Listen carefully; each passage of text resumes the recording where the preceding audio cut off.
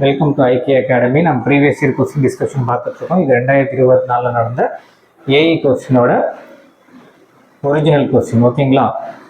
A vehicle is traveling at a speed of 20 millisecond away from base station.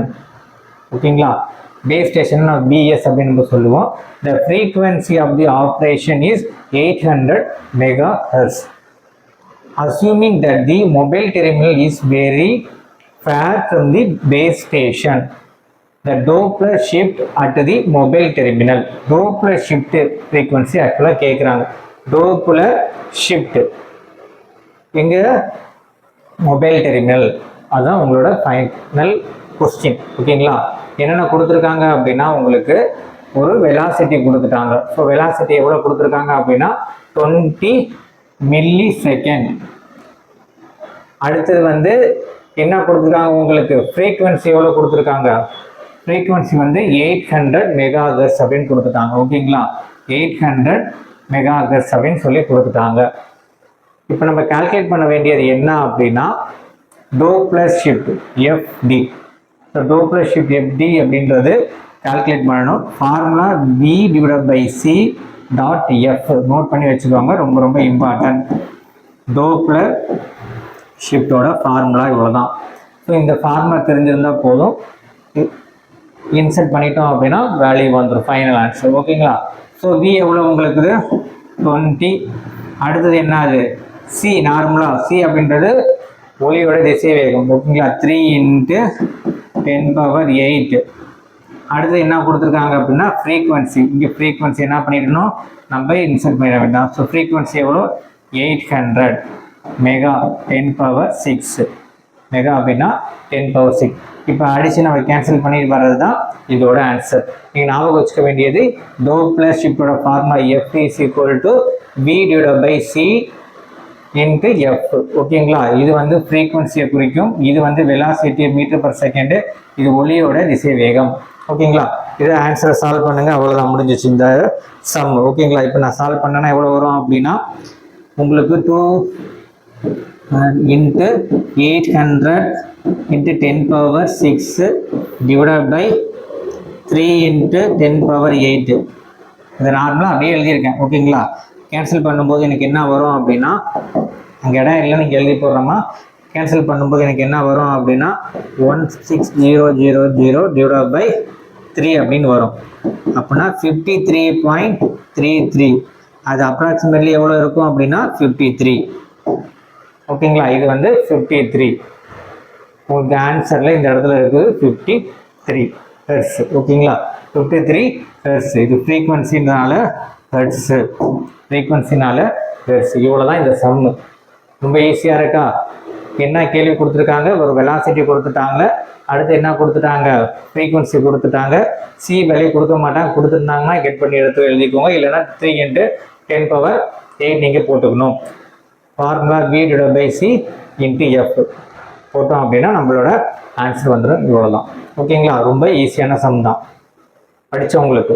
ஓகேங்களா? அடுத்த சம்மு பார்ப்போம். அடுத்து எந்த சம் அப்படின்னா உங்களுக்கு 77th சம். 77th சம் பார்க்க போகிறோம். என்ன கொடுத்துருக்காங்க, if a total of 300 megahertz bandwidth is allocated to a particular FTD cellular telephone system which use 2, நல்லா பார்த்துக்கோங்க, இங்கே வந்து 225 kHz கொடுத்துருக்காங்க. இந்த இடத்துல நம்ம என்ன பண்ணிடுவோம் அப்படின்னா 2 வந்து கன்சிடர் பண்ணாமல் 25 சொல்லி நம்ம வச்சு போட்டுருவோம். அப்படின்னா ஆன்சர் தப்பாக வந்துடும். இங்கே தெளிவாக கொடுத்துருக்காங்க யூசஸ் 225 kHz. இதுதான் இந்த இடத்துல கொடுத்துருக்க ரொம்ப ரொம்ப இம்பார்ட்டன்ட். 2 பார்த்துக்கோங்க, 225 kHz. நிறைய பேர் தப்பு பண்ணியிருப்பீங்க, நோட் பண்ணி வச்சுக்கோங்க. ஏன்னா 2ன்றது தப்பாக நினச்சக்கூடாது. ஓகேங்களா? ஏதோ 2 கொடுத்துருக்காங்க, இது மல்டிப்ளை பண்ணிடுவோம்.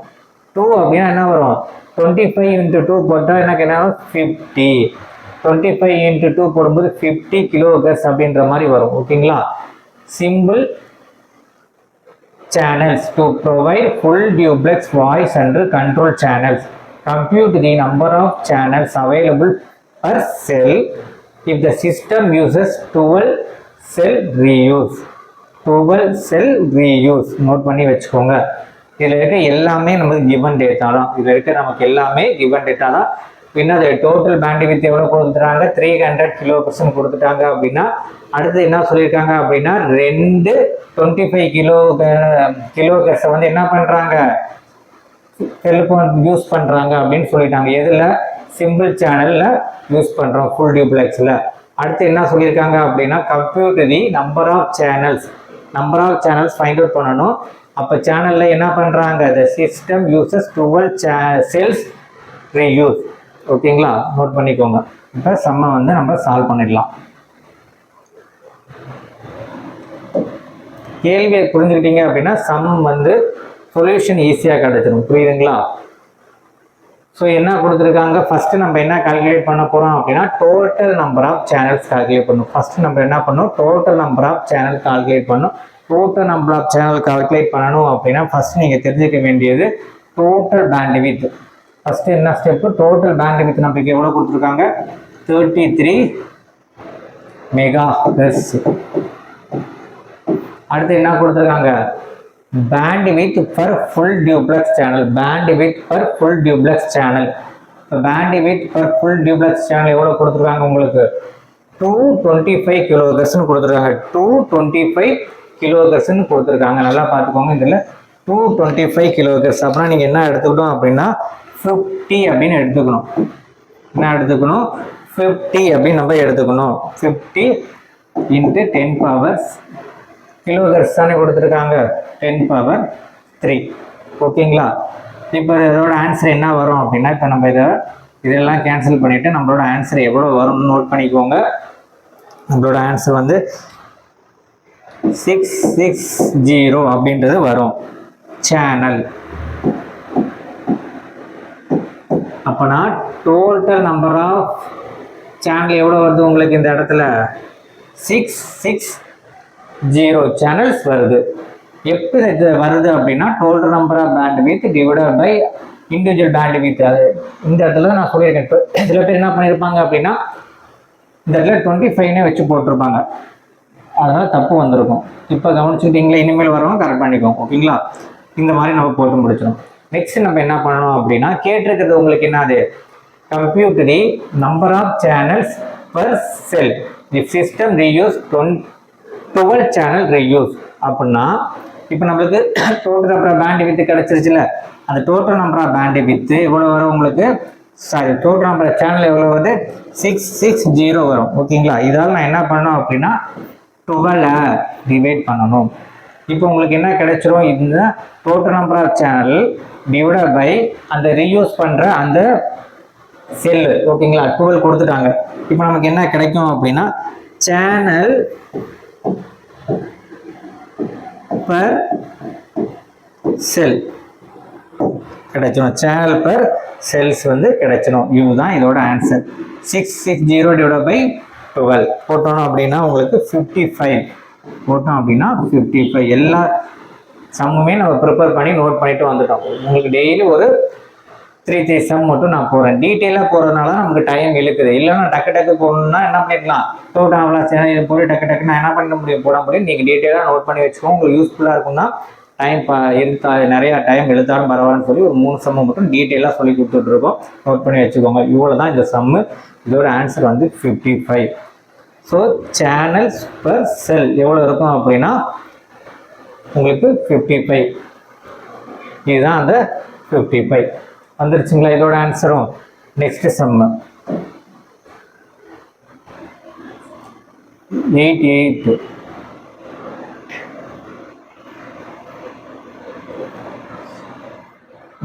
இந்த சம் சால்வ் பண்ணியிருக்கோம். A pure Alaka network transmit 100 bits frame on a channel of 100 kilobits per seconds. Calculate the vulnerable time. vulnerable time கொடுக்குறாங்க. எந்த சிஸ்டத்தில் vulnerable time கால்குலேட் பண்ணணும் அப்படின்னா அலகா நெட்வொர்க்கில். ஓகேங்களா? அது டிரான்ஸ்மிட் பண்ணுறது 100 bits per frame on the channel of 100 kilo bits per செகண்ட்ஸில். ஓகேங்களா? இப்போ நம்ம கால்குலேட் பண்ண வேண்டியது என்னது அப்படின்னா வல்னரபிள் டைம் தான் நம்ம என்ன பண்ணோம் அப்படின்னா கால்குலேட் பண்ண போகிறோம். கால்குலேட் பண்ணலாமா? ஃபர்ஸ்ட் என்ன கொடுத்துருக்காங்க அப்படின்னா ஃப்ரேம் சைஸ் கொடுத்துட்டாங்க. ஃப்ரேம் சைஸ் எவ்வளோ கொடுத்துட்டாங்க அப்படின்னா 100 பிட்ஸ் ஃப்ரேம்னு கொடுத்துட்டாங்க. ஸோ ஃப்ரேமோட சைஸ் நமக்கு தெரிஞ்சு போச்சு, 100 பிட்ஸ் அப்படின்றது நமக்கு தெரிஞ்சு போச்சு. அடுத்து சேனல் கெப்பாசிட்டி, இங்கே எவ்வளோ சேனல் சொல்லுங்க, சேனலாக 100 கிலோ பிட்ஸ் பர் செகண்ட் கொடுத்துருக்காங்க. அதனால் நமக்கு சேனல் கெப்பாசிட்டியும் தெரிஞ்சு போச்சு. ஓகேங்களா? ஃபஸ்ட்டு நான் என்ன கால்குலேட் பண்ணணும் அப்படின்னா இதுக்கு 2 ஸ்டெப்பு நம்ம போடுவோம். ஃபஸ்ட்டு நான் என்ன கால்குலேட் பண்ணணும் அப்படின்னா டைம் டு சென்ட் 1 ஃப்ரேம். நல்லா நோட் பண்ணிங்க, time to send 1 frame. Frame size divide by channel capacity. Frame size divide by channel capacity போட்டோம் அப்படின்னா ஃபஸ்ட்டு ஸ்டெப்போட முடிஞ்சிடும். ஸோ ஃப்ரேம் சைஸ் அப்படின்றது என்ன உங்களுக்கு 100. ஓகேங்களா? அடுத்தது சேனல் கெப்பாசிட்டி எவ்வளோ கொடுத்துருக்காங்க 100 கிலோ கொடுத்துருக்காங்க, 10⁻3. இப்போ நான் பண்ணும்போது எனக்கு என்ன வரும் 0.001 பிட்ஸ். ஓகேங்களா? இதுதான் கிடையாது பிட்ஸ் பர் செகண்ட். இதை நம்ம எப்படி எழுதலாம், மில்லி செகண்டில் எழுதிக்க முடியும். அப்படின்னா இதை மில்லி செகண்டில் எழுதிக்கிட்டேன் அப்படின்னா 1 மில்லி செகண்ட் அப்படின்றது வரும். 1 மில்லி செகண்ட் அப்படின்றது வரும். நல்லா பார்த்துக்கோங்க, இந்த இதை நான் இப்போ எழுதிக்கிட்டேன். எப்போயே மில்லி செகண்டில் எழுதியிருக்கேன். மில்லி செகண்ட்ஸில் நம்ம எழுதியிருக்கோம். ஃபஸ்ட்டு ஸ்டெப்பு இதை நோட் பண்ணி வச்சுக்கோங்க. ஓகேங்களா? ஸோ ஃப்ரேம் சைஸ் நமக்கு எவ்வளோ கொடுத்துருக்காங்க அப்படின்னா இந்த இடத்துல 100 பிட்டுன்னு கொடுத்துருக்குறாங்க. இந்த இடத்துல என்ன கொடுத்துருக்குறாங்க கிலோ பிட்ஸ் பர் செகண்ட் இங்கே கொடுத்துருப்பாங்க. ரெண்டையும் நான் டிவைட் பண்ணுறேன். டிவைட் பண்ணும்போது 0.001 வரும். ஓகேங்களா? இப்போ என்ன பண்ணணும் அப்படின்னா இந்த 1 செகண்ட் நான் எடுத்துக்கிறேன் கால்குலேட் பண்ணிக்கிறதுனால. இதை இப்படி எழுதலாம் ஈஸியாக இருக்கிறதுனால 1 செகண்ட் நான் எடுத்துட்டேன்.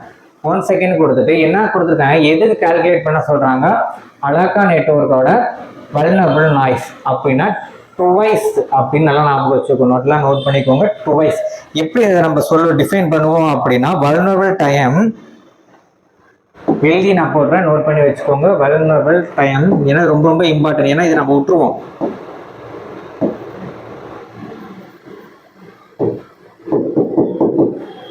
Time is twice. இதாம concept. Twice to send 1 frame. அவ்வளோதான். டுவைஸ் வல்னரபிள் டைம் எப்படி இருக்கும் அப்படின்னா vulnerable time is twice to send the 1 frame. நம்ம 1 ஃப்ரேம் எவ்வளோ கண்டுபிடிச்சிருக்கோம் அப்படின்னா 1 மில்லி செகண்ட் அப்படின்னு சொல்லி கண்டுபிடிச்சிருக்கோம். அப்போனா டுவைஸ் பண்ணும்போது உங்களுக்கு என்ன ஆன்சர் வரும், டுவைஸ் பண்ணும்போது 2 × 1 மில்லி செகண்ட் அப்படின்னு போடும்போது 2 மில்லி செகண்ட் அப்படின்னு சொல்லி டுவைஸில் வரும். ஓகேங்களா? இதுதான் இந்த சம்மோட ஆன்சரு. ஈஸியாக இருக்க உங்களுக்கு. முதல் சம்மை என்ன பண்ணணும், அனலைஸ் பண்ணுங்கள். அனலைஸ் பண்ணிவிட்டு கிவன் டேட்டாவை எடுத்து எழுதுங்க. கிவன் டேட்டாவை எடுத்துகிட்டு என்ன ஃபைண்ட் அவுட் பண்ண சொல்கிறாங்கன்னு பாருங்கள். அது ஒரு ஸ்டெப்பில் ஃபைண்ட் அவுட் பண்ணுற மாதிரி இருக்கும், சிலது 2 ஸ்டெப்பில் ஃபைண்ட் அவுட் பண்ணுற மாதிரி தான் முக்கால்வாசி சம்மும் இருக்கும். புரியுதுங்களா? லென்த்தான சம் எல்லாம் ரேர் கேஸில் தான் வரும். அதை வரும்போது நம்ம சொல்லித்தரேன். ஸோ இது எப்பொழுதுமே ஒரு ஸ்டெப்பில் கால்குலேட் பண்ண முடியுமா 2 ஸ்டெப்பில் கால்குலேட் பண்ண முடியுமான்னு மைண்டில் வாங்கிக்கணும். 2 ஸ்டெப் அப்படின்னா ஃபர்ஸ்ட் எதை கால்குலேட் பண்ணணும், கிவன் டேட்டா வச்சு கால்குலேட் பண்ணணும். அதுக்கப்புறமேட்டு எங்கே வரணும் அப்படின்றத நீங்கள் தெரிஞ்சு வச்சுக்க வேண்டியதான். ஸோ இந்த ஸ்டெப்பில் நம்ம 2 ஸ்டெப் போட்டிருக்கோம். ஃபஸ்ட்டு 1 ஃப்ரேம் கண்டுபிடிச்சிட்டு அதை நான் என்ன பண்ண 2வது ஸ்டெப்பில் டுவைஸால் நம்மளால் டிவைட் பண்ணுறேன். இதுதான் இந்த வீடியோவில் உங்களுக்கு நான் ஒரு 3 சம் சொல்லி கொடுத்துருக்கேன். நம்ம அகாடமிக்கில் ஏஐக்கான கிளாஸஸ் போயிட்டுருக்கு. ஓகேங்களா? ஏன்னா இப்போ 5th மந்த் உங்களுக்கு நோட்டிஃபிகேஷன் வந்துடும். 5th மந்த் நோட்டிஃபிகேஷன் வந்துடும். அதுக்கு முன்னாடி நாங்கள் ஃபுல்லாக கம்ப்ளீட் பண்ணி டெஸ்ட் பேட்ச் எல்லாம் முடித்து உங்களுக்கு கம்ப்ளீட்டாக எக்ஸாமுக்கு தரவு பண்ணி கொடுத்துருவோம். ஓகேங்களா? அதுக்கான கிளாஸஸ்ஸு வீடியோஸ் எல்லாமே உங்களுக்கு வேணும் அப்படின்னா நம்ம அகாடமி நம்பர் 7708197281க்கு கால் பண்ணிக்கலாம். அப்படி இல்லைனா வாட்ஸ்அப் நம்பர் தரேன், நோட் பண்ணிக்கோங்க. 8248642211. இந்த வாட்ஸ்அப் நம்பருக்கும் கான்டாக்ட் பண்ணீங்க அப்படின்னா உங்களுக்கு இது ரிலேட்டடாக உங்களுக்கு எது டவுட் இருந்தாலும் கால் பண்ணி கேட்டுக்கலாம். ஓகேங்களா? நெக்ஸ்ட் வீடியோவில் அடுத்து நெக்ஸ்ட் ஒரு ப்ரீவியஸ் இயர் கொஸ்டின் பேப்பரில் உங்களை நான் வந்து மீட் பண்ணுறேன். தேங்க்யூ.